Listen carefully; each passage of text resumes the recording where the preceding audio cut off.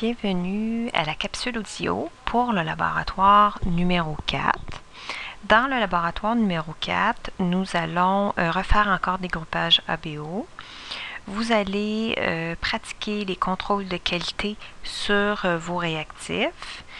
Nous allons ajouter une analyse supplémentaire au groupage ABO, soit le sous-groupe de A.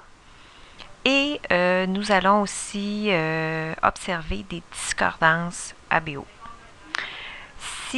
Pour commencer,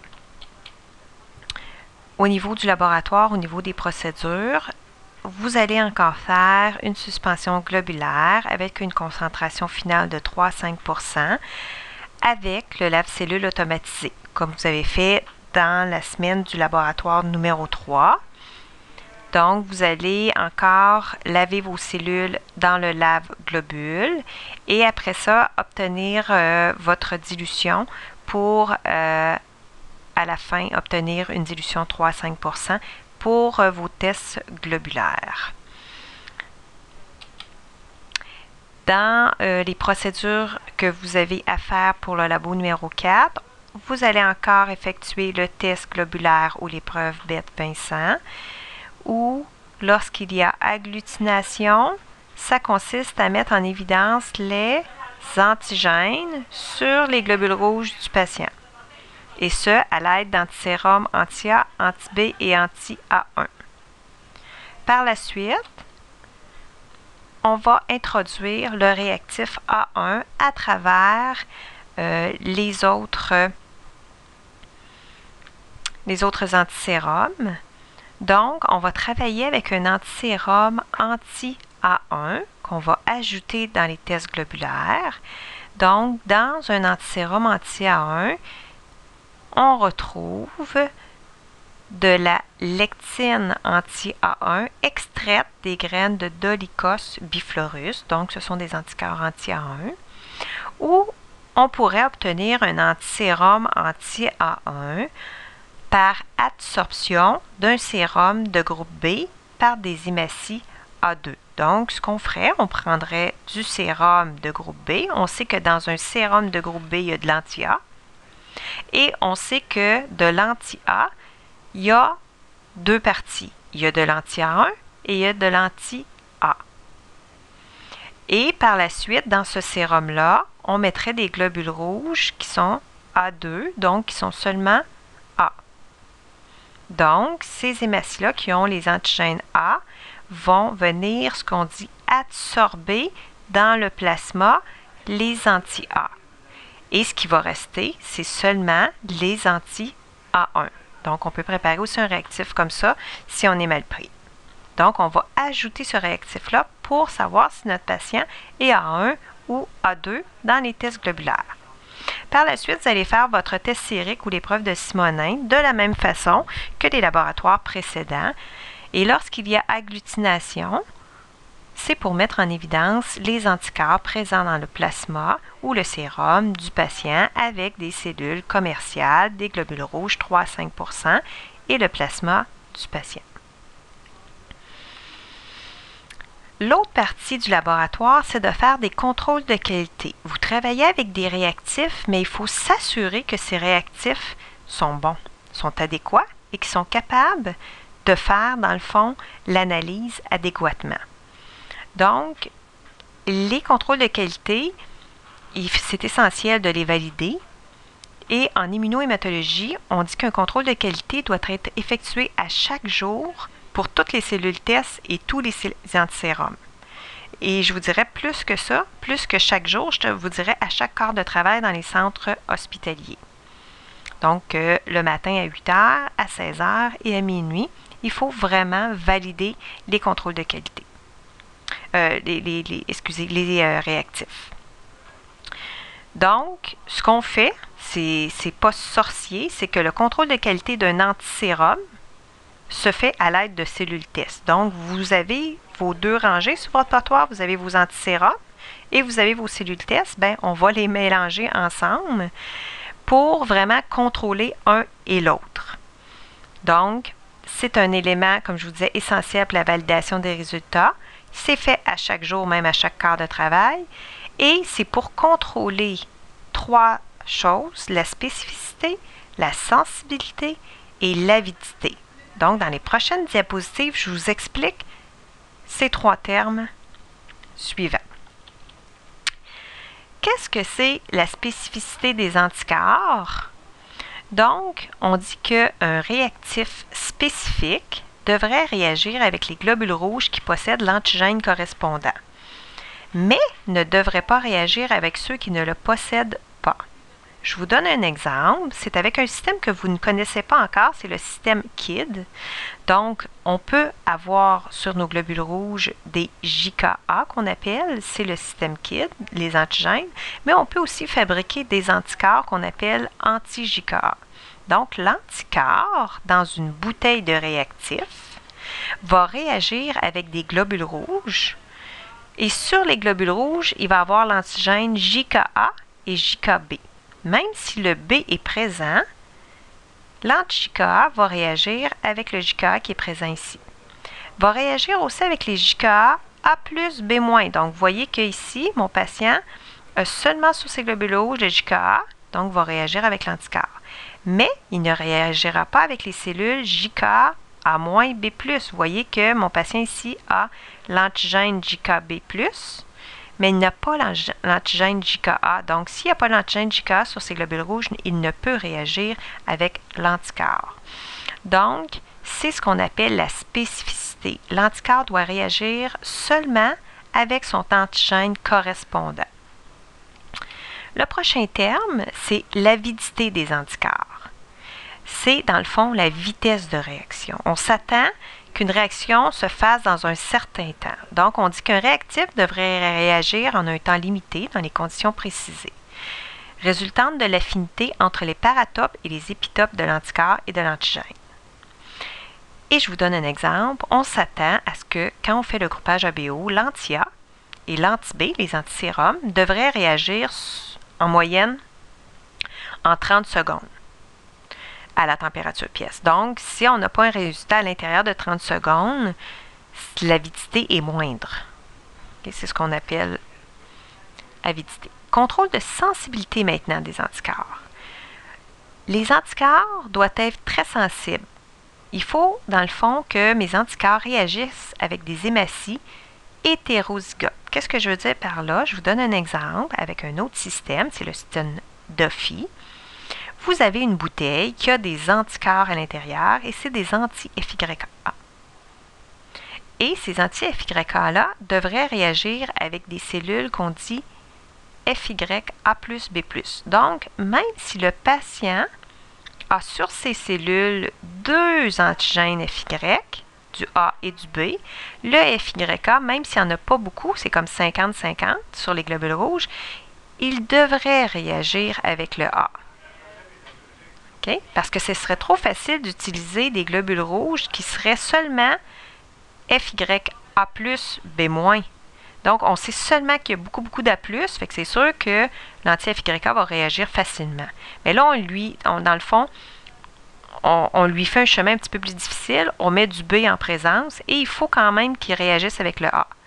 Donc, l'effet de dose ne doit pas empêcher la détection de l'antigène recherché. Et c'est ce qu'on appelle la sensibilité. Donc, ce seront vraiment les 3 termes et ce sont vraiment les 3 qualités qu'on veut avoir lorsqu'on a des réactifs.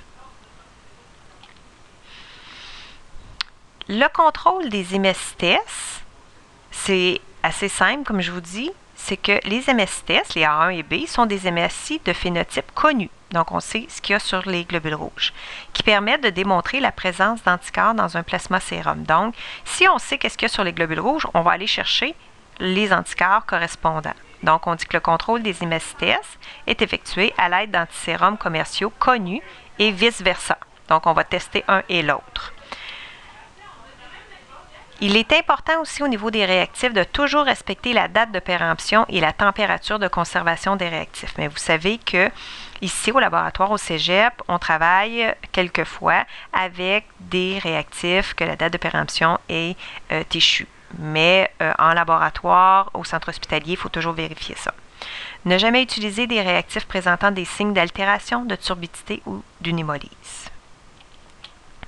Voici le tableau qui va vous aider à faire votre contrôle de qualité. Quand je vous ai dit qu'on mélangeait les antisérums et les hématies, donc vous voyez bien que ici je mets dans mon tube de l'antisérum anti-A1 avec les cellules A1. Une goutte, et mon contrôle devrait être positif parce que j'ai des antigènes A1, des antigènes A avec des anti-A. Par contre, si je mets une goutte d'anti-A avec une goutte de cellule B, bien c'est sûr que je m'attends à avoir un contrôle négatif. J'ai des antigènes B avec un anti-A, ça ne réagit pas. J'y vais avec comme ça, avec de l'anti-B avec le A1, contrôle négatif, et j'y vais ainsi de suite.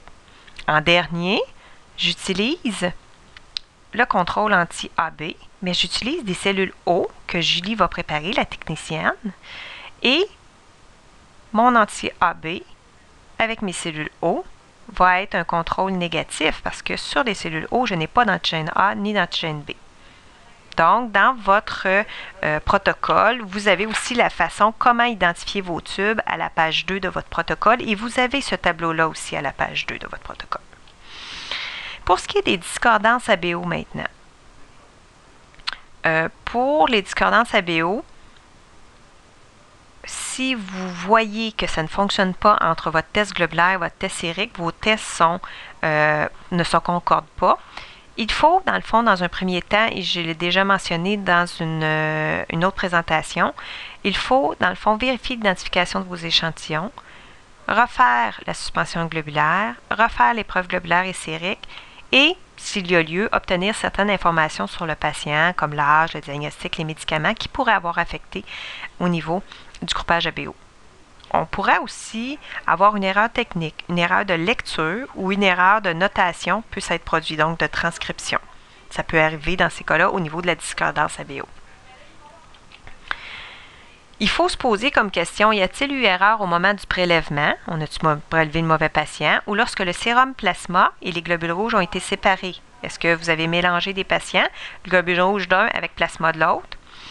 Renseignement important à savoir, vous devez demander des fois l'âge diagnostic, comme je vous ai mentionné dans la diapositive précédente. Pour ce qui est des discordances ABO, je fais un petit exercice avec vous. Donc, vous avez un tableau où on vous indique si c'est un adulte ou un nouveau-né, parce que c'est important. Au niveau des nouveau-nés, on ne fait pas de groupe sérique. Okay? Le nouveau-né n'a pas encore développé d'anticorps. Ce sont les anticorps de la mère qu'on doserait, donc c'est inutile.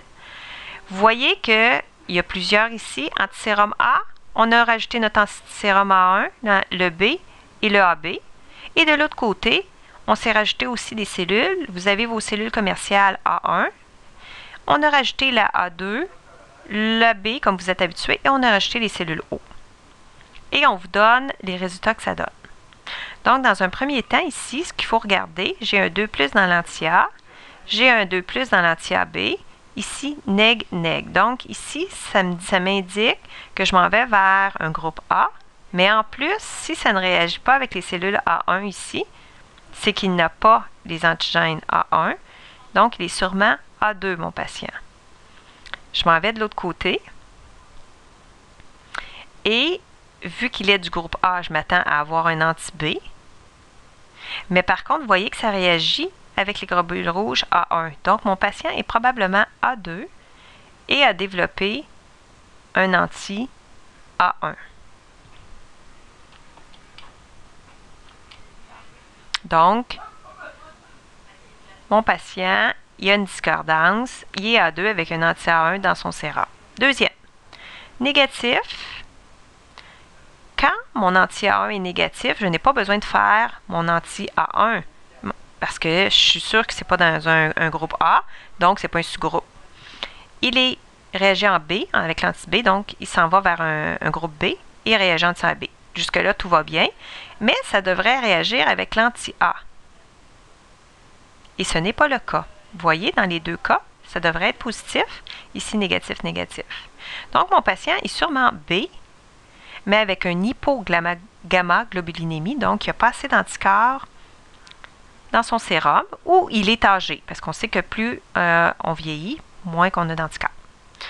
Nouveau-né maintenant, 4+, donc on a un groupe A il réagit avec l'anti-A1, donc un A1. O réagit avec le B. Non, excusez, je me suis trompée de colonne. Donc, neg ici, et réagit avec l'anti-B, ça c'est correct. Donc, je m'en vais vers un nouveau-né qui est A1. Donc, est-ce que j'ai discordance dans ce cas-là? Non, mon bébé est A1. Adulte ici, 4+ partout. Donc, je m'enligne vers un AB, mais en plus, je sais qu'il est A1B. Est-ce que c'est normal que tout ça soit négatif? Oui. Donc, il n'y a pas de discordance. Prochain, nouveau-né. Négatif, négatif et négatif. Je n'ai pas fait l'anti-A1 parce que mon anti-A était négatif. Donc, je m'enligne vers un O et je n'ai pas fait le test sérique parce que c'est un nouveau-né. Tout est adéquat. Donc, je n'ai pas de discordance. C'est un nouveau-né qui est du groupe O. L'adulte, ici, négatif. Je n'ai pas appliqué l'anti-A1 parce que mon anti-A est négatif, négatif, négatif. Donc, je m'enligne vers un O. C'est normal que j'ai des anticorps, 4+, qui réagissent avec A1 et A2, et le B. Et ici, ça donne négatif. Donc, mon patient est O, tout ce qu'il y a de normal. Adulte, oups, il manque un L.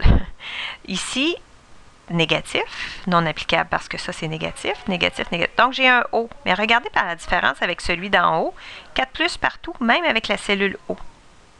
Ça ne devrait pas réagir, à moins que j'ai un bon B. Donc, un bon B n'a pas de H sur ses globules rouges, donc développer un anti-H. Et l'anti-H va réagir avec les globules rouges parce que les globules rouges normaux ici ont du H. Donc, c'est un O bon B possédant un anti-A, un anti-B, ça c'est correct parce qu'il est O, mais possédant un anti-H parce qu'il est bon B avec un petit H. Donc, voici un petit exercice sur les discordances ABO. Ce qu'on va faire en laboratoire, au niveau de la discordance ABO, c'est que vous allez avoir